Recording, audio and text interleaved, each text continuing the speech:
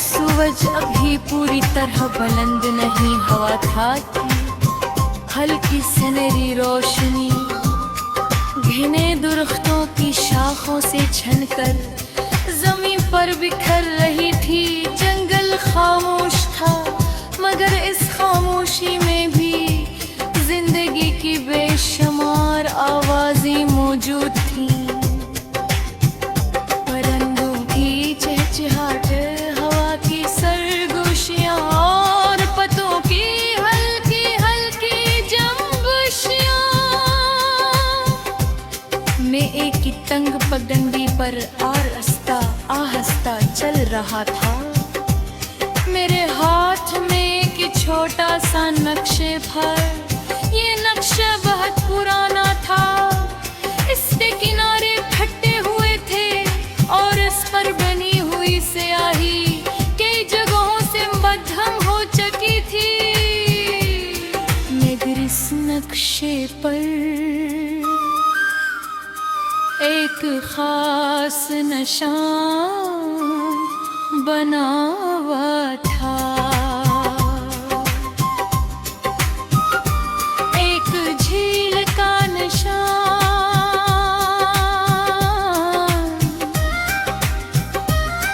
लोग कहते थे कि जंगल देवर ऊंचा, मगर ऐसी झील मौजूद है जिसे हर कोई नहीं देख सकता।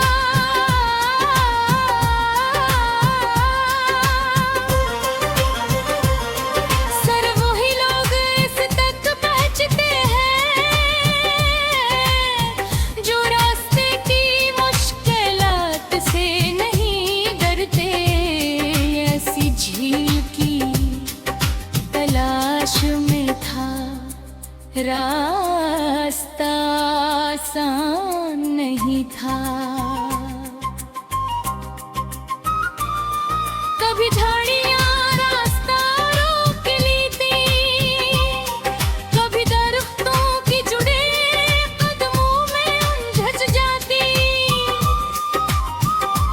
और गर पतंगी चांद गायब हो जाती। अब उन्हें चलता रहा,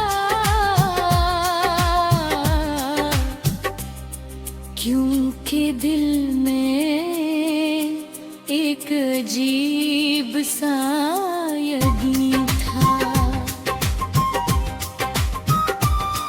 कब वही इंसान मंजिल को नहीं जानता, मगर फिर भी ऐसे महसूस कर लेता है, और यही एहसास से आगे बढ़ाता रहता है।